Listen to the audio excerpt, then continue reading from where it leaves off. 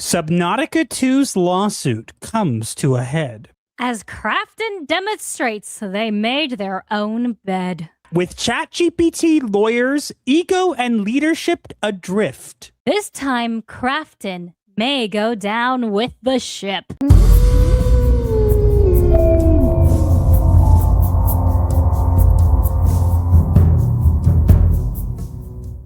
And oh, I hope they do.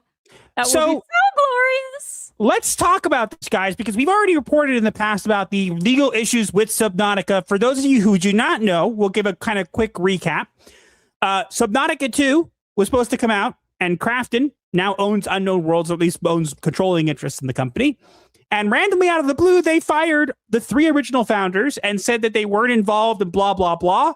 And it seemed a bit shady, and things were leaked and things were said and blah, blah, blah. Well, the original founders sued, and we got a court ruling. And guess what? Tell them. In a shocking turn of events, which was not shocking to me because I called it. Just So what happened? The court ruled that Ted Gill has been reinstated as the CEO of Unknown Worlds. So one of the founders is now back with full operational authority. And then Crafton is enjoined from using the board or other corporate levers to interfere with studio productions. Gill gets control to publishing systems, including Steam, and court retains jurisdiction to enforce compliance. In other words, Crafton is screwed. And you want to know how screwed they are, honey? You want to know how screwed they are? Yes, tell them how screwed they are. I look forward to hearing this. The judge... This is only the first case, and the judge in a 60-page document, which I have read all of, just for you guys. Yes, he has. I can confirm he has read it. That literally explains the entire process. I can tell you that the idiots involved with Crafton, and yes, they are idiots, this guy in charge decided, you know what I'm going to do? I don't want to pay this payout, because what ended up happening is the court basically just figured out that what happened is they didn't want to pay for this payout that the developers were going to get, which was 250,000. Sorry, 250. Was it million or billion? I think it was million. I think it was million.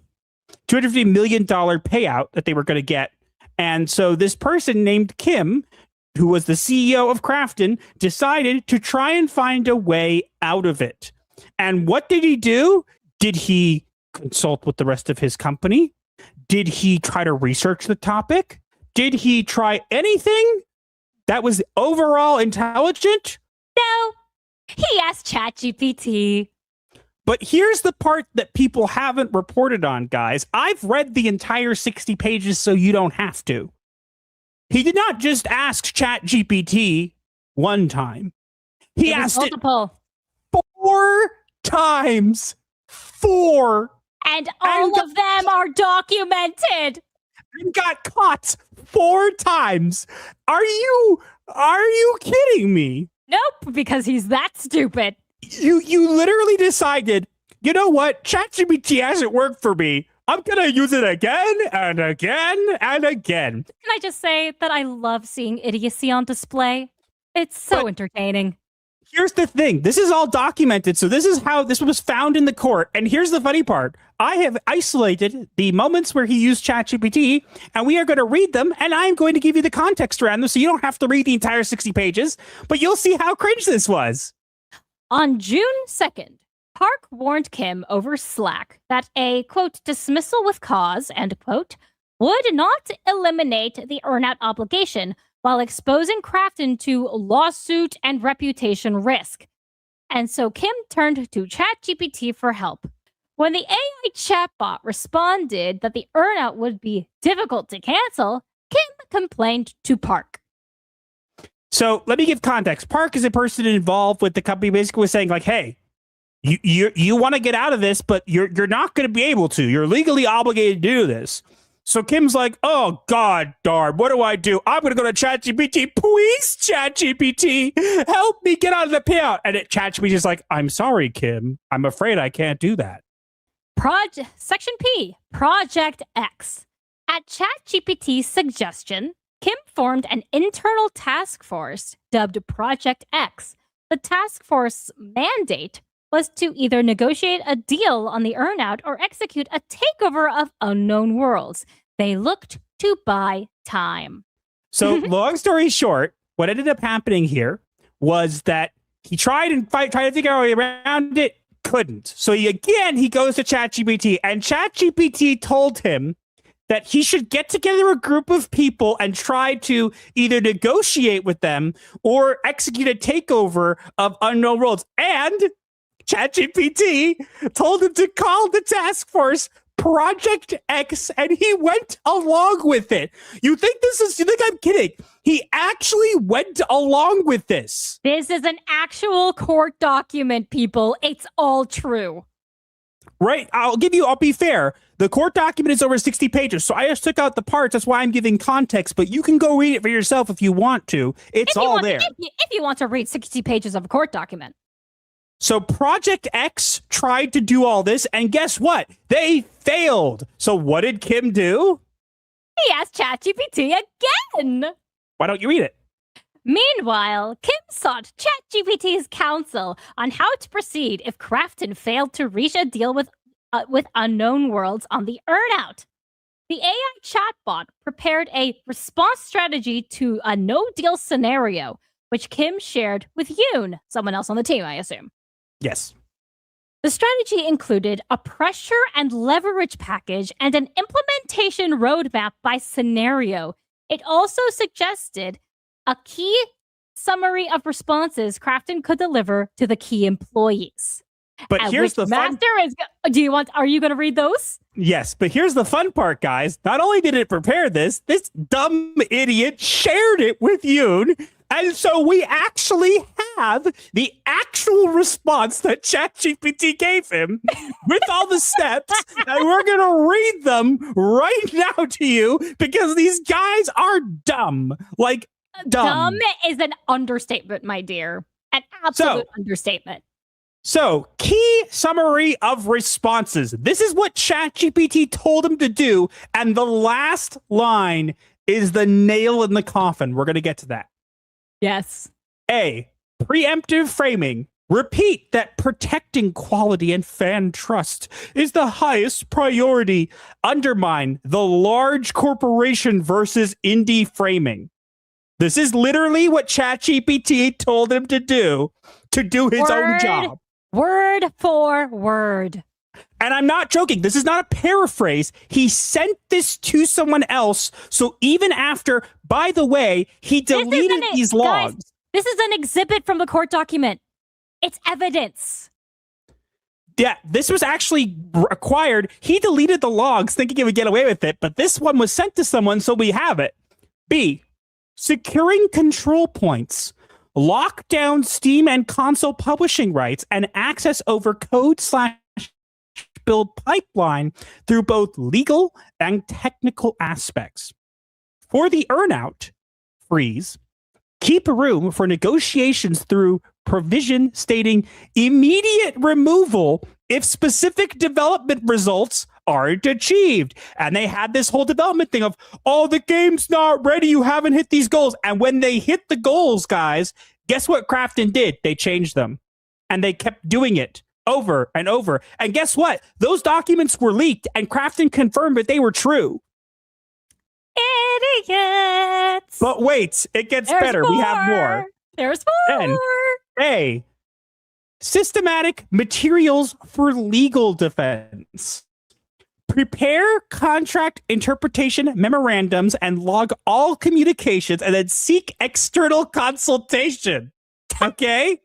Team retention. Operation of retention packages for key personnel and rapid fire backfill pipelines in anticipation of resignation and departure scenarios. Oh dear.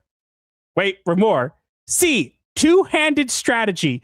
Create a structure that allows for both hardball, legal plus finance, and softball support initiatives, Support incentives, approaches, so moderate factions within unknown worlds can push for a compromise. Over the next month, Crafton followed most of ChatGPT's recommendations. Oh, God, why? What did you guys think were going to happen here? Did you guys think that you were going to get away scot-free and no one was going to find all this? Apparently that's what they thought because they're idiots. And here's the funniest part, okay? After this ruling came out, Crafton had a response, and what they basically said was, we're disappointed with this ruling, and we're exploring our options. What options? You don't have any! The court has mandated that you cannot change this. You have to comply. The court has said, hey, you're idiots. Here's the whole story that you actually were trying to do, and you didn't actually have a plausible cause to terminate the people involved. And not only that, but you tried to use evidence and stuff that you found after the fact, which isn't allowed. And then now you're like, we're going to explore other options. No, you are not. You are not allowed. You're not even allowed to do that. The court has said you are not allowed to interfere with the process. You guys don't have control anymore. It's hilarious because guess what? The whole reason this thing started, and this is what's the funniest part is, okay? Oh? I read the whole document. Do you want to know what the funniest part is, guys?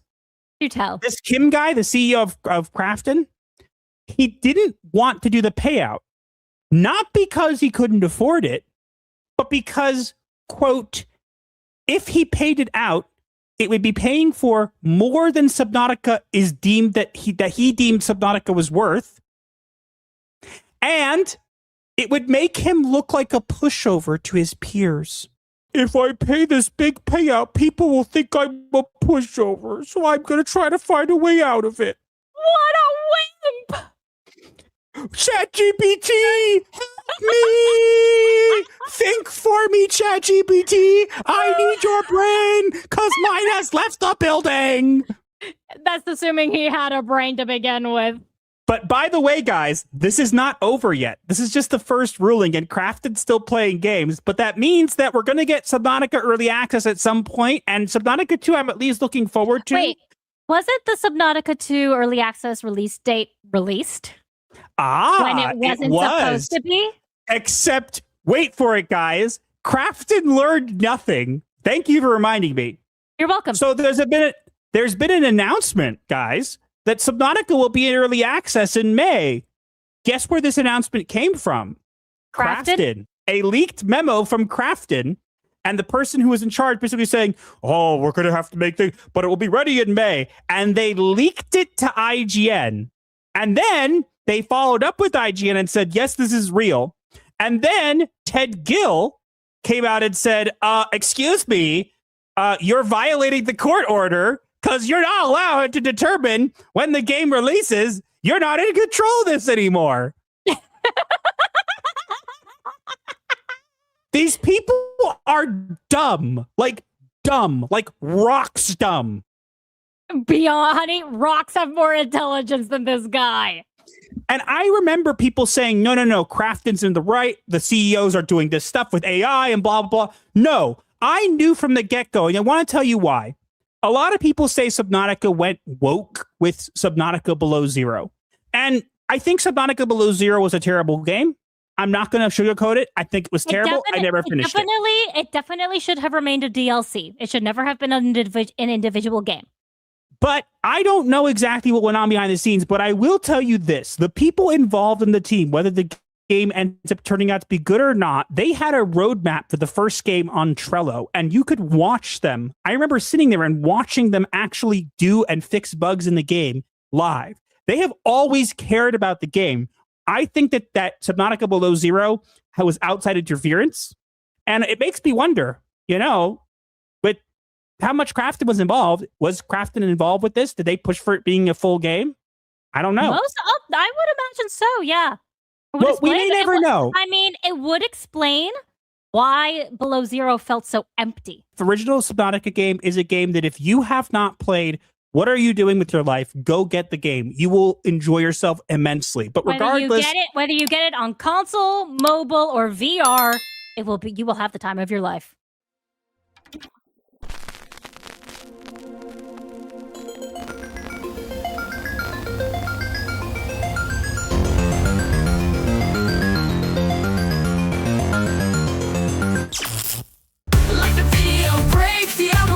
tell, share with your crew. Escape life's hell, from spooky memes to advice obscure. Here's your dark solace of humor as a cure.